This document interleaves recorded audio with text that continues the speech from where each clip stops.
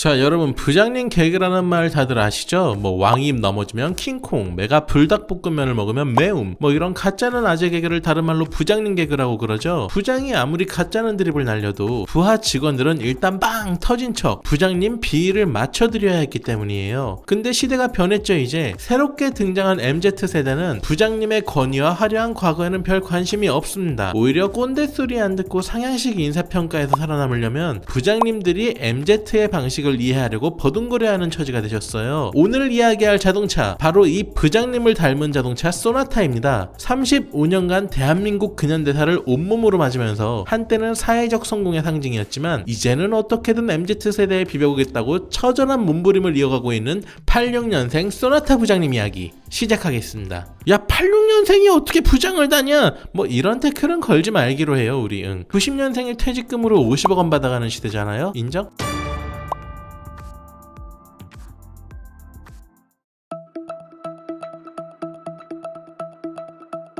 자, 현대에서 아반떼를 만들고 생긴 슬픈 드립이 하나 있는데 알고 계신가요? 오빠 저 차 뭐야? 뚜껑도 열려? 저거 내 아반떼 안 하고 200만원 밖에 차이 안 나는 거야. 속도도 내 차보다 훨씬 느려.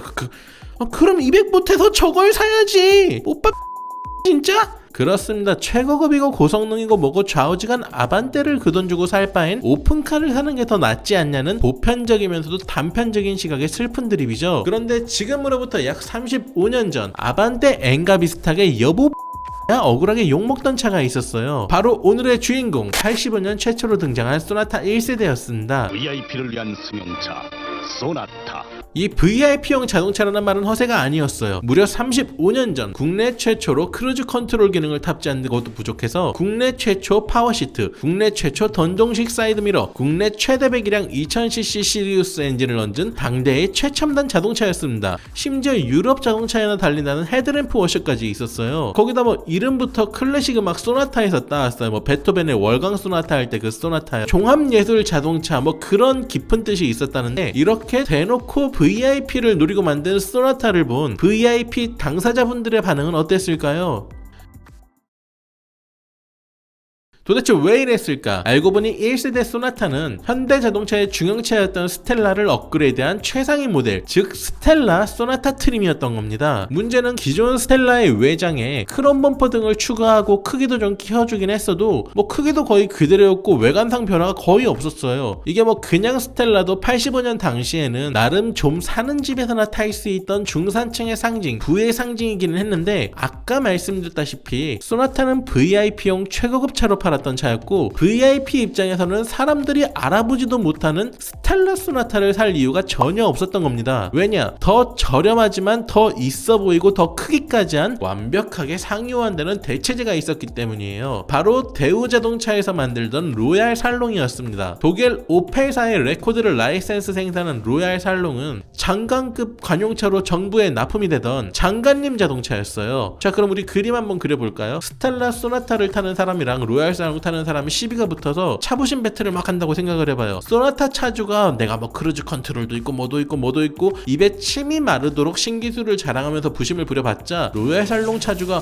그렇습니까? 내 차는 장관차인데 원펀치 한 방으로 게임 끝나는 거예요. 거기다가 80년대는 차의 크기에 따라 주인이 받는 대접이 하늘과 땅 차이였어요. 기사도 있어요. 이게 한 중소기업 사장님이 포니투를 타고 호텔 주차장에 갔는데 자기 뒤에 큰 차들이 들어오니까 자기를 제끼고 막 그 차들을 먼저 발레 파킹해주는 걸 보고 너무 빡친 나머지 당장 중형차를 계약했다고 밝혔다, 뭐 이런 허탈한 신문기사가 날 정도였어요. 이렇게 사이즈가 최고로 중요한 옵션인 80년대였기 때문에 아마 현대도 크기의 중요성을 모르지는 않았을 거예요. 자, 소나타에 아무리 첨단 장비를 넣어봐야 로얄 살롱한테 등발해서 밀리기 때문에 승산이 없는 싸움인 건 뻔했죠. 그렇다면 현대는 왜 이렇게 무모한 도전을 했던 걸까요? 자, 사실 현대에도 로얄 살롱보다 더 좋은 차가 있었어요. 집 한 채 가격에 진짜 최고급 VIP 드림카, 현대가 포드에서 부품을 받아다 조립해서 만든 그라나다였는데, 문제는 84년에 포드가 이 그라나다와 관련 부품을 모조리 단종하면서 현대는 그라나다를 만들고 싶어도 만들 수 없는 처지가 돼버립니다. 기술 독립을 하지 못했던 회사의 비극이었던 거예요. 그렇다 보니까 현대는 어쩔 수 없이 중산층 차 스텔라를 어떻게든 잘 포장해서 VIP용 최고급 자동차 소나타로 팔아보려고 시도했던 건데, 이게 당시 사람들이 겉으로 보기에는 그냥 튜닝한 스텔라 그 이상 그 이하도 아니었어요. 그걸 살 바엔 로얄 살롱 여보 이야? 등짝 스매싱 맞기 딱 좋은 차, 그게 바로 1세대 소나타의 아이덴티티였고 결국 출시하고 얼마 지나지 않아서 소나타는 차, 소나타라고 깔깔리우머진 레파토리가 돼버려요. 이렇게 1세대 소나타, 아니 소나타는 트라우마가 생긴 현대자동차가 자사 자동차의 시읍 발음을 모조리 쌍시옷으로 바꿔 부르게 한 경상도 상남자스러운 업적 하나만 남기고 쓸쓸히 역사 속으로 퇴장했습니다. 하지만 현대는 여전히 칼을 갈고 있었습니다. 자, 뭐 누구나 다 그럴싸한 생각이 있다 처맞기 전까지는 이런 유명한 말이 있죠. 하지만 현대는 반대로 1세대 소나타가 처맞는 동안 그럴싸한 생각을 하고 있었습니다. 비록 소나타가 소나타는 차라고 두들겨 맞기는 했지만 일단 현대의 고급차 라인업을 유지하면서 시간을 벌어준 덕분에 현대가 원기옥을 모았던 거예요. 자, 지금도 전설로 남은 갓그랜저 출시에 성공한 겁니다. 그랜저는 86년 출시와 동시에 순식간에 로얄 살롱을 밀어내고 고급차 시장을 평정했습니다. 88년 올림픽 공식 이전 차량으로 선정되면서 전 세계의 VIP를 태우고 다니는 모습을 온 국민이 보면서 아, 그랜저가 최고급 국산차구나 이렇게 각인됐어요. 그리고 이 그랜저의 인기를 등에 업고 소나타의 처절한 복수가 시작됐습니다. 그랜저의 명성, 그 메커니즘 그대로 21세기 하이테크 세단 소나타. 자, 소나타 2세대는 스텔라의 과거를 완전히 버렸어요. 그랜저와 똑같은 기술을 쓴다고 홍보하면서 자신의 과거를 완전히 세탁해 돌아왔는데 그게 가장 잘 나타난 게 바로 플랫폼이었어요. 스텔라의 후륜구동 플랫폼을 버리고 그랜저의 전륜구동 플랫폼을 소나타가 가져왔는데 이게 신의 한 수가 됐습니다. 우리나라는 사계절이 뚜렷하잖아요. 이건 곧 겨울이 되면 눈이 내리고 눈이 내리면 도로가 언다는 걸 의미하죠. 근데 후륜구동 차량은 눈길을 만나면 상대적으로 곤란해지는 경우가 많았어요. 이건 최근까지도 그랬죠. 미끄러운 K빙판길에서는 조향과 구동이 앞쪽에 위치한 전륜구동이 후륜구동보다 겨울에 운전하기가 훨씬 편했고 전륜구동 차량의 실내 공간이 훨씬 넓었어요. 왜냐면 로얄이나 다른 중형차가 사용하던 전방 엔진, 뒷바퀴 굴림 방식은 동력을 전달해주는 크랭크축 때문에 실내 공간을 어느 정도 희생해야 했기 때문이죠. 근데 전륜구동 소나타는 이럴 필요가 없었기 때문에 당시에 존재하던 모든 중형차 경쟁 차종 중에서 가장 넓은 실내 공간을 가지고 있었습니다. 심지어는 상위 차량인 그랜저와 대우의 슈퍼살롱보다도 내부 공간이 더 넓다는 입소문까지 탔는데, 자, 이 장점이 당시 시대상과 맞물리면서 엄청난 시너지 효과를 내버려요. 87년에 민주화 운동과 노동쟁의를 통해 일반 노동자들의 임금이 엄청 증가했어요. 뭐 당시 국민의 50%가 본인을 중산층이라 생각했고 고급 중형차에 대한 수요가 생겨나던 때였는데, 자, 하지만 문제는 예나 지금이나 차를 사는 사람들의 대부분은 사회인이기 때문에 사회생활을 하는데 남의 눈치를 봐야 했다는 거예요. 특히 직장 상사 눈치. 이제 뭐 우리 사장님이 왕년에 이제 비싼 돈 주고 산 로얄 살롱을 모시는데 우리 부장님이 뭐 그랜저 새로 나온 게 좋다고 딱 새로 뽑아하다? 넌 나에게 모욕감을 줬어.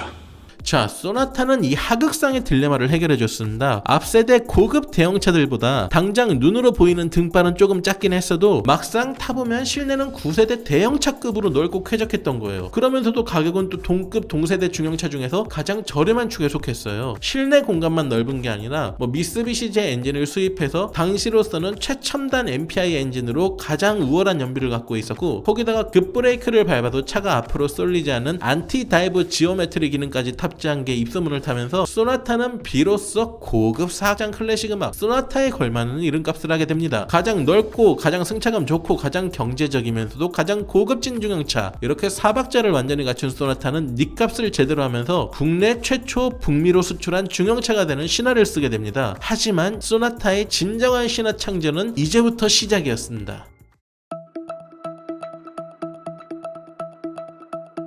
2세대 소나타와 그랜저의 대성공으로 현대 정주영 회장은 반값 아파트를 공급하겠다는 등의 공약을 내세워서 무려 92년 열렸던 대통령 선거에 도전했습니다. 뭐 이 당시 민심을 얻기 위해 정 회장은 자기가 타고 다니던 그랜저를 2세대 소나타로 바꿔 타고 다녔는데요. 이렇게 근검절약하는 노력에도 불구하고 정 회장은 92년 대선에서 광탈하면서 대한민국 정점에서는 꿈을 이루지 못했어요. 하지만 정 회장이 타고 다니던 소나타가 국내 최정상의 꿈을 대신 이뤄줬습니다. 중형 세단의 새 얼굴 소나타 2. 자, 제가 아까 처음 말씀드렸던 스텔라 소나타는 한동안 소나타 족보에서 흑역사로 분류가 돼 있었어요. 그래서 93년 출시된 3세대 소나타는 3세대인데도 소나타2라는 이름을 달고 나왔는데요. 이 소나타2가 아직까지도 깨지지 않은 대한민국 최고 중형차입니다. 바로 판매량 부분에서 말이죠. 이게 출시 이후 3년이 안 되는 기간 동안 국내에서만 거의 60만 대 가까이 팔려나간 소나타2는 국내 자동차 시장의 트렌드까지 바꿔버렸어요. 대한민국 역사상 최초로 중형차가 제일 많이 팔리는 차종이 된 지각 변동이 일어난 거예요. 어떻게 이런 일이 일어났냐? 80년대가 중형차 수요의 태동기였다면 90년대는 폭발기였습니다. 우리도 선진국이다 이런 국뽕이 차오르고 있었고 폰이나 엑셀, 브리사로 80년대에 운전대를 잡아봤던 분들의 상당수가 회사에서 고액연봉자가 돼서 차급을 높이고 싶어 했던 시기였어요. 그 상황에서 소나타는 전 세대에서 선제적으로 전륜구동을 도입한 덕분에 운전이 편한 중형차라는 이미지를 선점하고 있었고 국산 중형차 최초로 운전석 에어백을 장착했습니다. 거기다가 뭐 비록 원시적이긴 했지만 스포츠 모드까지 있었어요. 도로 상태와 운전 상황에 따라 쇼크 업서버 감속을 조절하는 초기형 ECS가 탑재되어 있었던 건데 운전이 편하고 안전에 신경을 쓰고 나름 주행 감성도 있다 보니 이게 젊은 층에서도 소나타2가 나름 로망의 대상이었어요. 영화 건축학개론을 봐도 강남 사는 금수저 선배 오빠가 바로 이 소나타2를 타고 나오는데요. 이 시기 젊은이들이 소나타를 보는 시선이 어땠냐? 이걸 단적으로 볼 수 있는 90년대 뉴스가 하나 있어요. 오렌지족 입국컷 자동차 뉴스예요. 그쪽 골목은 고급 승용차로 가득합니다.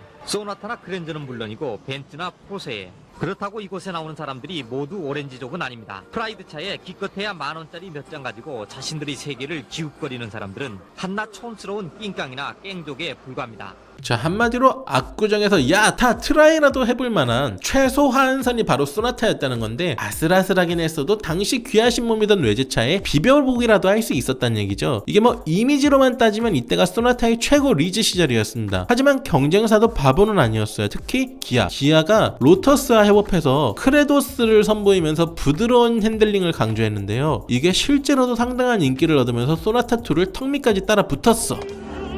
이제는 어떻게 해야 되죠? 근데 소나타3가 나온 거야. 현대는 꼬인 족보도 한번 정리해줄 겸 소나타3로 이름을 바꾼 페이스리프트 모델을 출시했는데요. 이렇게 세기말을 앞두고 태어난 소나타3는 현대에 참으로 기묘한 괴담을 몰고 온 차였어요. 자, 이 소나타3는 페이스리프트를 하면서 모델명을 바꾸는 이례적인 시도에 걸맞게 정면 모습부터 엄청난 변화가 있었는데 바로 기존의 가로형 그릴을 과감하게 세로로 바꾸고 돌출시켜 강한 이미지를 줬고 특히 헤드라이트가 백미였습니다. 이 원형과 타원형을 조합한 복합적인 형태로 헤드라이트의 조사각과 조사폭을 극대화시켜 야간 주행 시 안정감을 준다는 건 참 좋았는데 이게 모양이 자, 이게 뭐 YWCA가 이 헤드램프 모양을 문제 삼아 소나타3 단종을 요구했다는 루머까지 참 아무튼 이렇게 상남자스러웠기 때문인지 몰라도 상남자의 나라 러시아 모스크바에서 열린 국제모터쇼에서 최우수 자동차에 선정되면서 관심을 모았는데 러시아 형님들만 이 소나타3를 가만히 이렇게 눈여겨본 게 아니었어요. 소나타3가 나온 1996년 이때가 무슨 해였냐면 대한민국 최초로 400점 만점 수능이 시작된 해예요. 근데 그 전년도 수능이 워낙 난이도가 지옥 같았기 때문에 그때 뭐 수능 300점만 넘어도 서울대 가는 거 쌉 가능 뭐 이런 예상들이 다 나왔어요. 근데 소나타3 엠블렘에 있는 S자 그리고 숫자 3을 떼어서 갖고 있으면 수능 300점 이상을 맞아서 서울대에 갈 수 있다 뭐 이런 출처불명의 무속신앙이 돌면서 전국에 있던 소나타3들이 줄줄이 테러를 당해 오나타로 변해버렸어요. 하도 많이 털리니까 현대가 엠블렘 교체 서비스를 공식적으로 제공하기까지 했어요. 이 황당한 해프닝들이 결과적으로 현대에 득이 됐습니다. 특히 엄청난 경쟁자가 등장한 97년 상황에서요.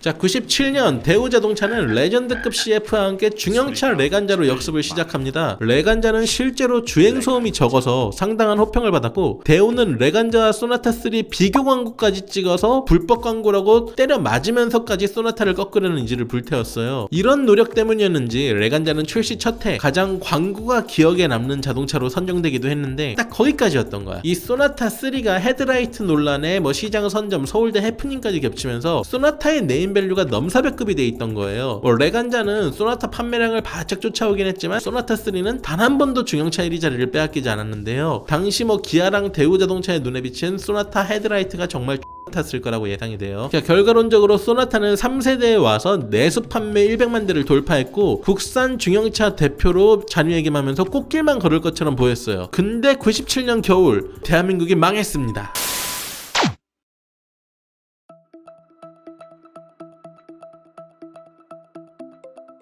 자, 97년 최악의 경제위기가 대한민국을 덮쳤죠. 멀쩡하던 회사가 하루아침에 망하고 넥타이를 메고 출근한 척한 아버지들은 사실은 공원근에서 피눈물을 흘리고 계셨어요. 이렇게 패배감이 가득했던 암울한 시절 EF 소나타가 국산 중형차의 기술 독립을 선언하며 등장했습니다. 뭐 비록 6기통 2500cc 모델 한정이긴 했지만 미쓰비시의 엔진을 떼버리고 현대가 자체 개발한 엔진을 사용했던 건데, 뭐 현대가 스승격이었던 미쓰비시로부터 엔진 독립을 하게 된 자세한 이해가 궁금하시면 저희 차부심 3편에 더 자세히 정리되어 있으니까 참고해주시면 제가 사랑합니다. 땡큐. 자, 아무튼 이렇게 시대 상황이 좋지 않았던 탓에 EF 소나타의 초기 판매량은 좋지 못했지만 그래도 광고 하나는 사람들의 호기심을 엄청 자극했어요.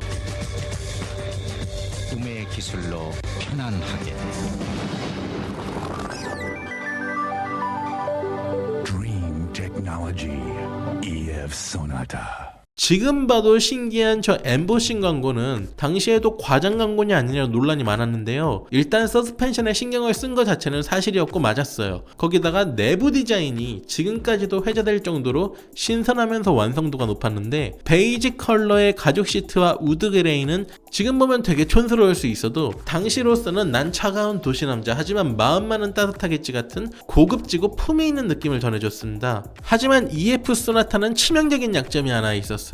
일명 유리미션이라고 불리는 변속기 내구성 문제였는데, EF 소나타에는 현대가 자체 개발한 하이백 4단 자동 변속기가 들어있었는데 이게 이론적으로는 운전자의 주행 습관을 컴퓨터가 기억해서 최적의 타이밍에 변속을 해줘야 했습니다. 근데 운전은 실전이죠. 변속되는 단수 자체가 워낙 적던 것도 있고 당시 기술력의 한계도 있어가지고 고속에서도 저단기어로 달리는 경우가 잦았고, 그 때문에 미션에 피로가 누적돼 폐선되는 경우가 많아 유리미션이라는 악명이 생겨버렸어요. 거기다가 현대가 꽁꽁 감춰왔던 소나타의 전통적 문제점, 부식 문제도 본격적으로 논란이 됩니다. 사실 소나타만의 문제는 아니었어요. 이 시기에 출시된 한국차들의 고질적 문제점이었고, 이 부식 문제 때문에 해외에서 한국차는 일본차보다 강가 방어가 안 됐어요. 그래도 뭐 네 차고 내 차고 모든 차가 평등하게 사가 없어지는 한국 내수 시장에서 소나타의 부식 문제는 욕을 먹을지언정 상품성의 문제로 이어지진 않았고 배짱 장사를 계속 이어갈 수 있었어요. 근데 그러다 제대로 임자를 만났던 거야.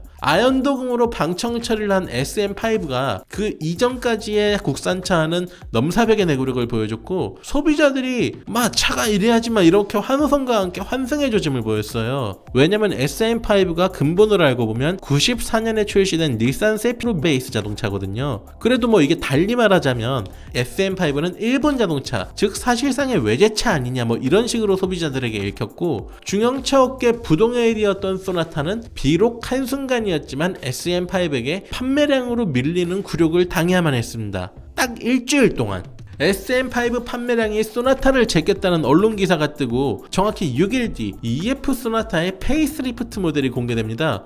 개인적으로 지금까지 나온 모든 소나타 중에 가장 클래식하고 우아한 맛이 있다고 생각하는 차, 뉴 EF 소나타입니다. 이 뉴 EF 소나타는 한마디로 정의할 수가 있는데요, 바로 크롬 간지예요. 이게 덩치를 키우면서 그랜저 XG의 크롬 라인과 사이드 몰딩을 가져오면서 소나타 3 때 다는 논란에 휩싸였던 2종 디자인 햄프램프를 다시 도입했어요. 이때는 뭐 오해를 사기 싫었는지 각도를 좀 더 세우고 특정 부기의 크기를 더 크게 세워서 이 모양이 표주박형 헤드라이트라고 불렸는데요. 형 그거 아니야, 진정해. 자, 아무튼 이 디자인을 사실 알고 보면 당시 벤츠 C클래스의 전면부 디자인과 상당히 유사했고, 그래서 뭐 외국에서는 가난한 자의 메르세데스라고 부르기도 했어요. 거기다가 디자인 부분 변경을 한 2003년식 뉴 EF 소나타는 클래식한 멋에 정점을 찍었다고 해도 과언이 아니었다고 개인적으로 생각합니다. 그릴을 다시 가로로 배치하면서 EF 로고가 새겨진 원형 타입 후드 엠블럼을 달았고 리어 퍼가니시를 달아 강인하고 중후한 인상을 얻었어요.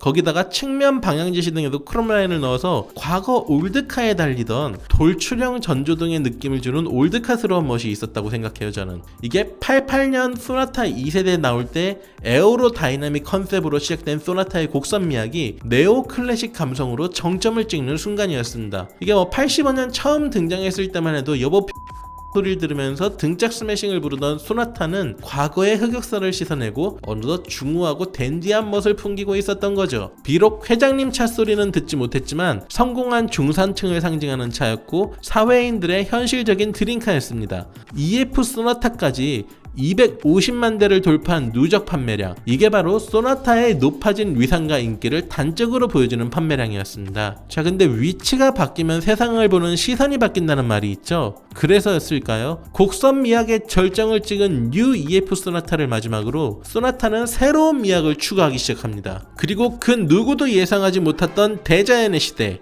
삽엽충과 매기의 시대가 다가오고 있었습니다.